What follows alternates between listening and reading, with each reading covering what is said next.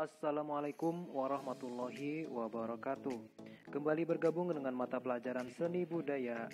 Bagaimana kabar kalian? Semoga selalu dalam keadaan sehat walafiat. Semoga selalu semangat belajar ya. Buat kalian jangan lupa untuk mengisi daftar hadir pertemuan kali ini.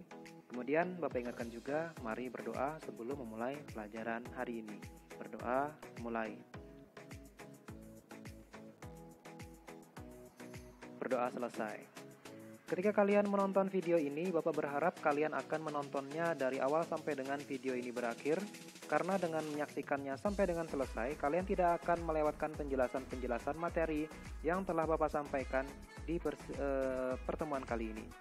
Persiapkan diri kalian, karena hari ini kita akan membahas materi baru. Langsung saja kita memasuki materi hari ini, yaitu materi seni rupa.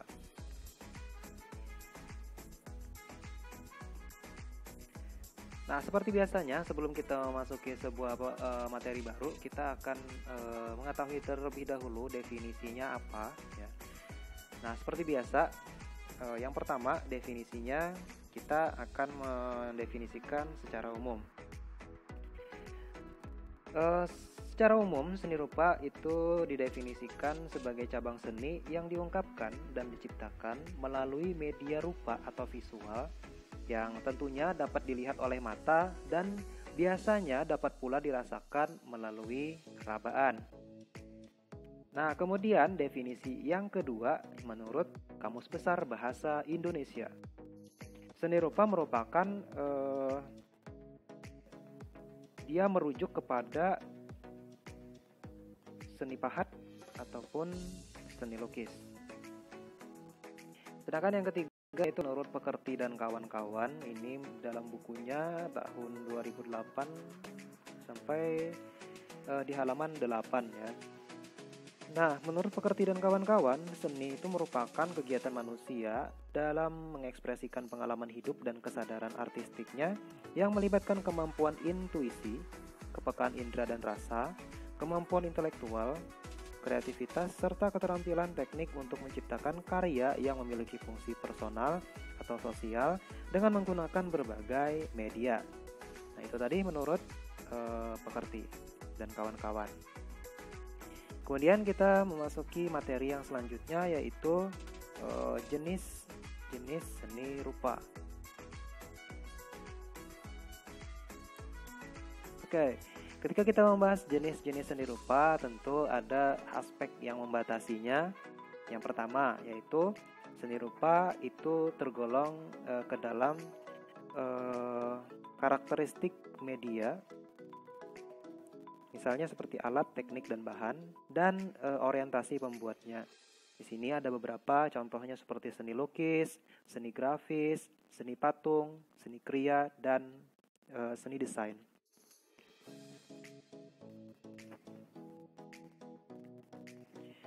Kemudian yang kedua yaitu seni rupa berdasarkan nilai guna atau fungsinya. Nah, berdasarkan fungsinya ini seni rupa juga terbagi menjadi beberapa, yaitu yang pertama yaitu seni rupa murni atau fine art. Kemudian seni rupa terapan atau applied art. Nah, seni rupa murni ini adalah karya seni yang tercipta bebas dengan lebih mengutamakan keindahan daripada fungsi atau kegunaannya ya dalam kehidupan sehari-hari. Nah, secara garis besar dia sebagai kepuasan pandangan atau biasanya sering digunakan hanya sebagai pajangan. Kemudian seni rupa terapan atau applied art. Seni rupa terapan itu merupakan karya seni yang tidak hanya bisa dipajang di rumah, tapi dia juga berfungsi untuk membantu atau digunakan dalam kehidupan sehari-hari. Nah, seni rupa terapan dia juga lebih mengutamakan kegunaan ya, intinya lebih mengutamakan kegunaan dibandingkan keindahannya. Walaupun tidak menutup kemungkinan karya seni rupa terapan itu dia juga memiliki nilai estetikanya atau nilai keindahannya. Kemudian yang ketiga yaitu seni rupa berdasarkan wujud atau dimensinya.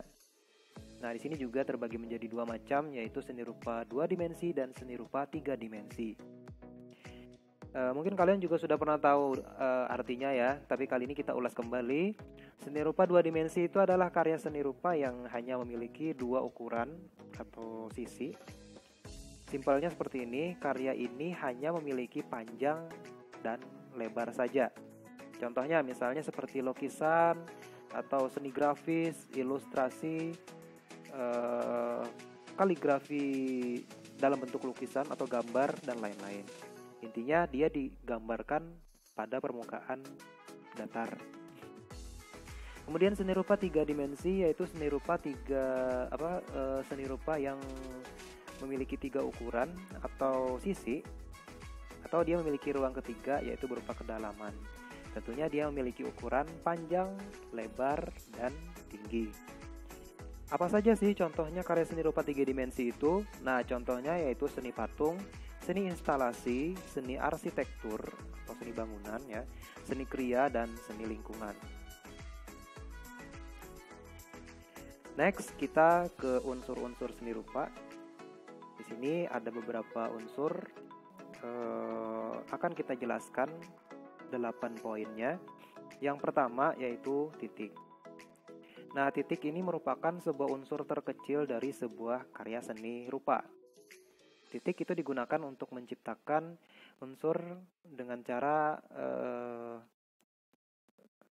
misalnya menderetkannya, misalnya sebuah titik digambarkan secara rapat atau ditarik dari titik, kemudian ditarik, nah dia akan menghasilkan sebuah garis. Atau misalnya dari titik, kalian bikin garis lagi sampai dengan garis selanjutnya, nanti akan menghasilkan sebuah bentuk tertentu. Nah, dalam sebuah karya seni rupa juga dikenal dengan yang namanya karya seni rupa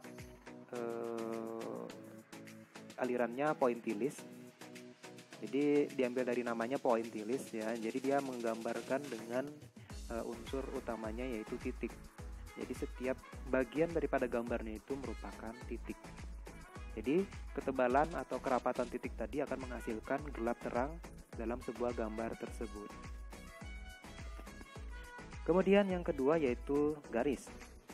Nah, garis adalah hubungan antara titik yang menghasilkan guratan serbaguna untuk membentuk unsur lain seperti bidang atau bentuk.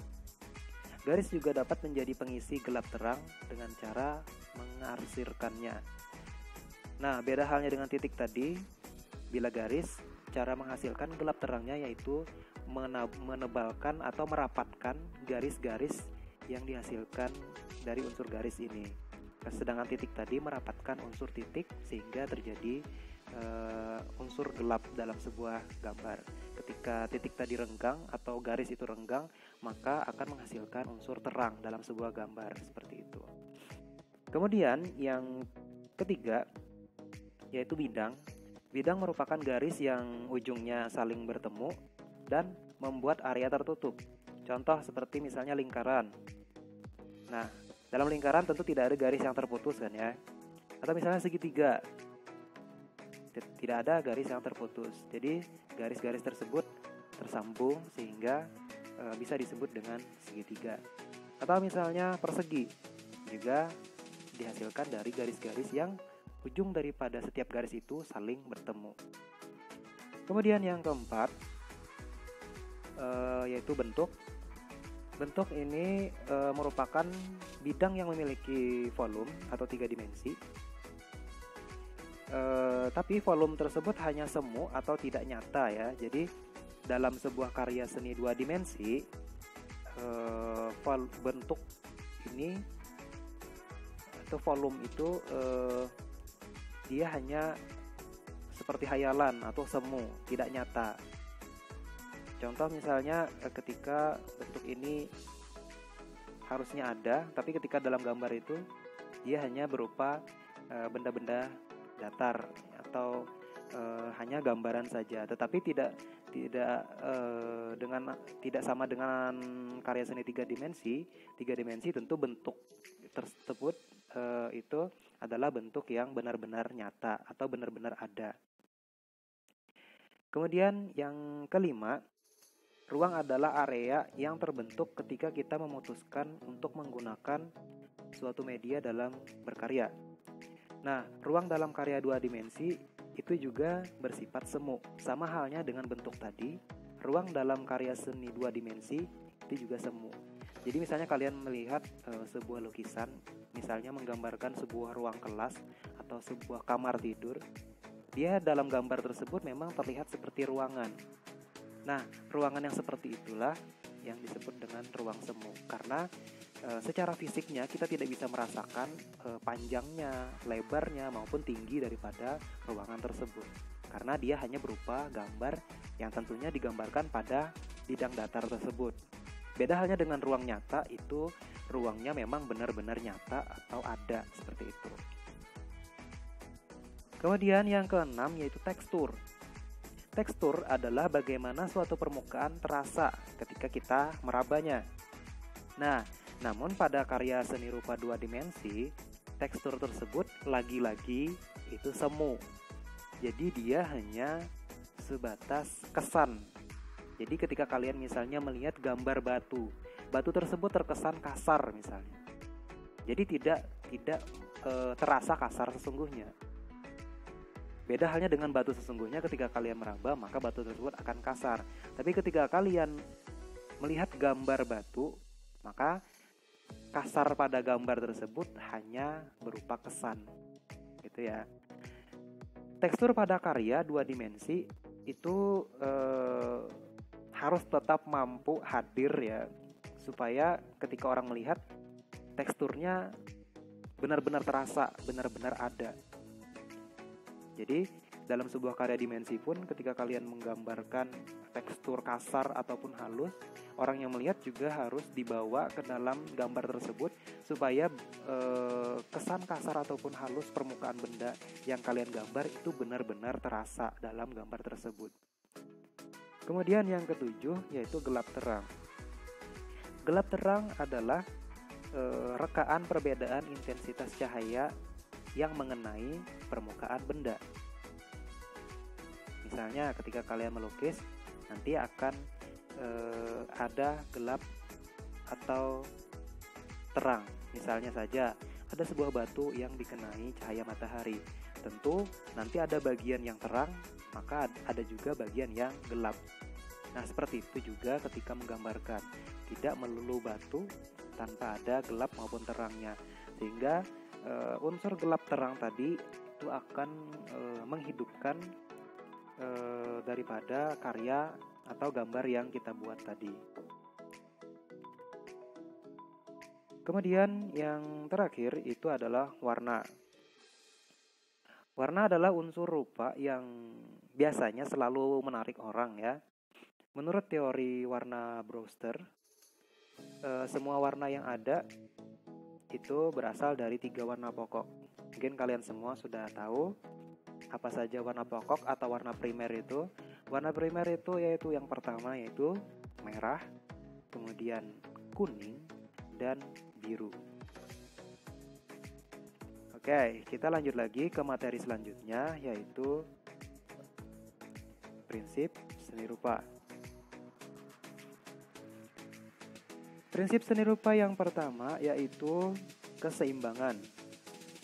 Nah, prinsip keseimbangan ini itu dapat dilakukan dengan cara menjaga kesimetrisan berbagai gambar yang ada. Bisa juga dengan membuat keseimbangan yang tidak tampak simetris, tapi tetap memberikan kesan yang seimbang. Lah, bagaimana caranya? Misalnya, ada 3 gambar orang di sebelah kanan, dan ada 2 kaligrafi di sebelah ada 1 kaligrafi di sebelah kiri. Ada 3 gambar orang di sebelah kanan, ada 1 kaligrafi di sebelah kiri. Keduanya berbeda tema, berbeda aliran. Jadi ada gambar orang, ada gambar kaligrafi, beda aliran. Tetapi keduanya tetap terkesan seimbang karena apa? Karena keduanya sama-sama karya seni dan sama-sama indah. Nah, itu adalah contoh keseimbangan yang tidak simetris.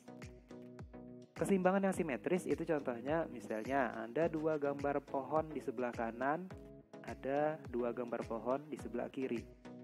Itu adalah contoh keseimbangan yang simetris. Dia berasal dari objek yang sama yang dibandingkan dalam sebuah ruang karya, seperti itu. Kemudian yang kedua yaitu kesatuan. Aspek ini adalah paduan hubungan antara setiap unsur yang menyusun suatu karya seni rupa. Kemudian yang ketiga yaitu penekanan atau emphasis. Bahasa lainnya yaitu point of interest, yaitu titik fokus dalam sebuah karya. Nah, biasanya seperti apa menggunakan objek lebih dominan dari yang lainnya? Itu adalah cara bagaimana kita menarik perhatian atau membuat titik fokus dalam sebuah karya. Misalnya ada banyak gambar pohon, misalnya dalam sebuah kertas kalian menggambar pohon, tetapi di tengah-tengah daripada gambar pohon itu ada satu rumah dengan warna paling cerah di antara pohon-pohon. Nah, itu adalah salah satu contoh bagaimana cara menghadirkan point of interest. Seperti itu. Kemudian yang berikutnya, kontras. Kontras adalah perbedaan yang sangat mencolok dari minimal dua unsur yang berbeda. Misalnya, titik putih di atas objek hitam. Ini juga berhubungan dengan penekanan tadi. Kemudian misalnya tekstur logam di atas tekstur kain yang lembut. Jadi kontras ini bisa digunakan untuk membuat penekanan atau gaya komunikasi yang ironi atau saling berlawanan ya. Kemudian yang kelima yaitu kejelasan atau clarity. Kejelasan atau clarity ini yaitu sebuah upaya memudahkan bagaimana caranya sebuah karya itu mudah untuk dimengerti atau dipahami. Ketika kita ingin menggambarkan bagaimana sejuknya pemandangan di sebuah bukit, maka usahakan gambar tersebut akan memberikan kesan kepada orang lain yang melihat bahwa bukit yang kita gambar itu sejuk. Atau misalnya seberapa indah air terjun yang kita kunjungi. Nah, ketika orang lain melihat karya kita, maka orang lain juga akan merasakan indahnya air terjun yang kita gambarkan tadi. Seperti itu. Kemudian yang berikutnya yaitu seni rupa 2 dimensi ya. Kita akan fokus ke seni rupa 2 dimensinya. Nah, seni rupa 2 dimensi tadi kita kembali yaitu karya seni rupa yang hanya memiliki 2 ukuran atau sisi.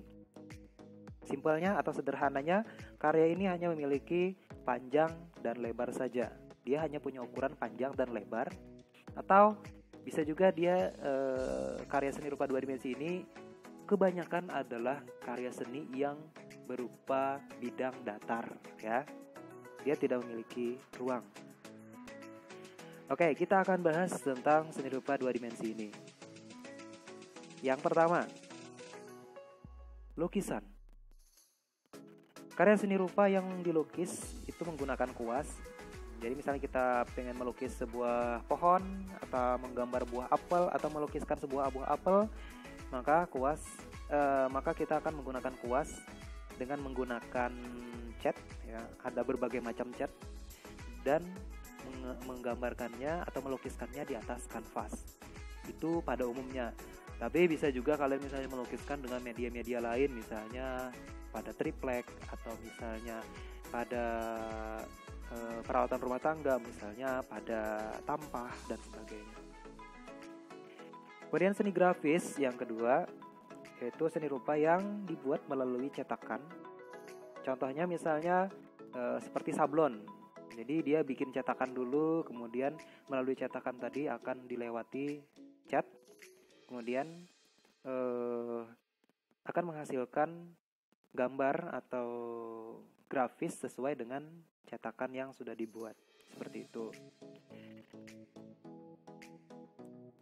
Cara kerjanya mirip dengan stempel juga salah satunya. Nah, Misalnya stempel itu dia punya motif ya. Jadi ketika kena tinta, maka yang muncul dalam atau di atas kertas itu hanya motif yang ada pada stempel tersebut. Kemudian yang ketiga yaitu gambar. Seni rupa yang digambarkan itu menggunakan media misalnya seperti pensil di atas kertas. Contoh, misalnya gambar ilustrasi. Nah, gambar ilustrasi ini ada banyak macamnya juga ya. Kemudian gambar bentuk kalian tahu misalnya seperti menggambarkan botol, menggambarkan gelas, menggambarkan mangkok, piring dan sebagainya. Kemudian menggambar ilustrasi, gambar suasana misalnya kalian mau menggambarkan suasana di pantai atau menggambarkan suasana pegunungan atau suasana hutan misalnya. Kemudian yang keempat, desain komunikasi visual. Bahasa kerennya adalah desain grafis ya. Nah, desain grafis yang dibuat dengan menggunakan aplikasi komputer kemudian dicetak di atas kertas ya. Jadi menggunakan printer. Jadi desain komunikasi visual ini dia golongan karya seni rupa yang sudah menggunakan teknologi ya, seperti itu. Kemudian yang selanjutnya yaitu medium dan bahan karya seni rupa 2 dimensi. Apa saja? Yang pertama, medium dan bahan karya seni rupa 2 dimensi berdasarkan fungsi mediumnya. Bahan berkarya seni rupa adalah material yang habis pakai yang digunakan untuk mewujudkan karya seni rupa tersebut. Sesuai dengan keragaman jenis karya seni rupa, bahan untuk berkarya seni rupa ini banyak macamnya atau ragamnya. Ada yang berfungsi sebagai bahan utama, ada pula sebagai bahan penunjang tentunya.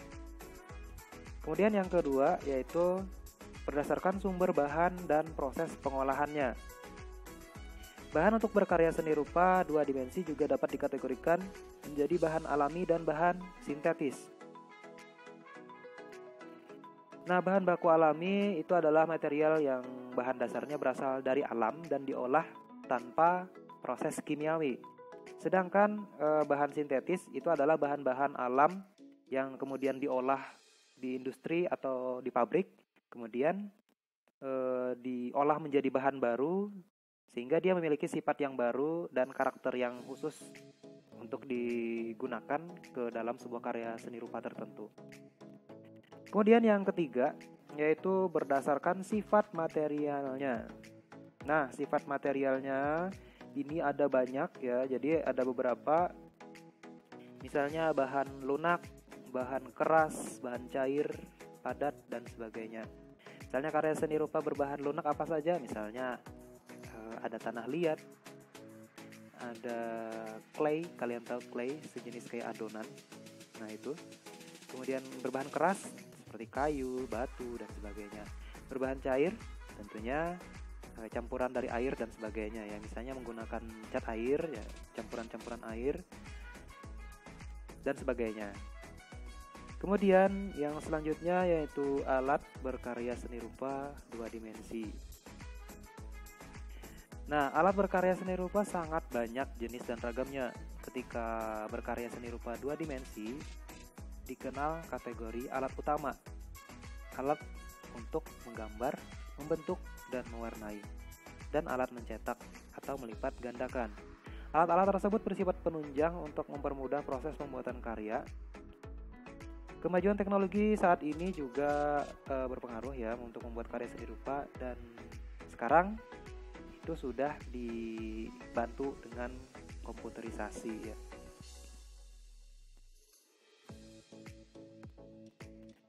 Kemudian yang terakhir yaitu teknik berkarya seni rupa 2 dimensi. Berkarya seni rupa 2 dimensi itu sangat membutuhkan keterampilan teknis, menggunakan alat, dan mengolah bahan untuk mewujudkan karya yang digarap.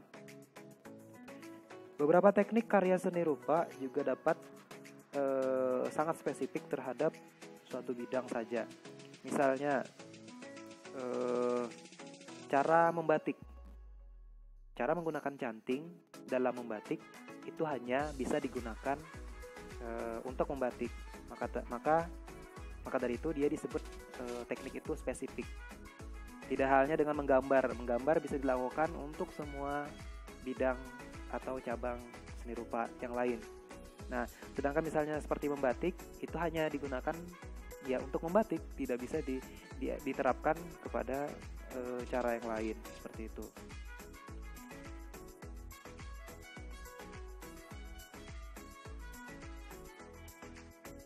Sebuah teknik berkarya seni rupa dua dimensi mungkin saja secara khusus digunakan sebagai teknik utama dalam mewujudkan sebuah jenis karya seni rupa, tapi mungkin bisa juga digunakan untuk mewujudkan jenis karya seni rupa yang lain.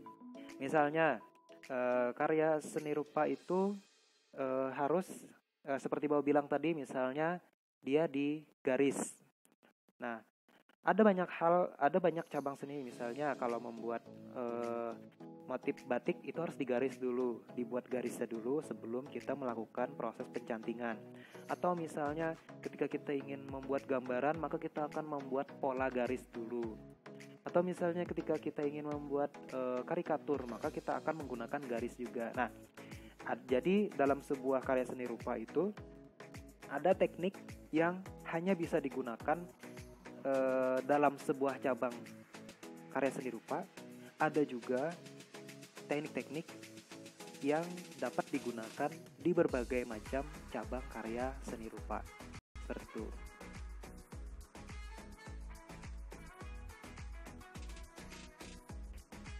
Oke, mungkin itu tadi pembahasan tentang materi kita di seni rupa pertemuan kali ini. Semoga materi hari ini bermanfaat. Bila ada pertanyaan, silakan nanti kalian ketik di kolom komentar. Untuk menyampaikan materi hari ini, Bapak kira cukup dulu sampai di sini. Apabila ada salah dan hilaf, mohon dimaafkan. Sampai bertemu di materi selanjutnya. Masih nanti kita membahas tentang materi seni rupa ya, materi seni rupa 3 dimensi dan pameran. Nah, jadi sampai ketemu di materi selanjutnya. Semoga materi ini bermanfaat untuk kita semua. Bapak akhiri, wassalamualaikum warahmatullahi wabarakatuh.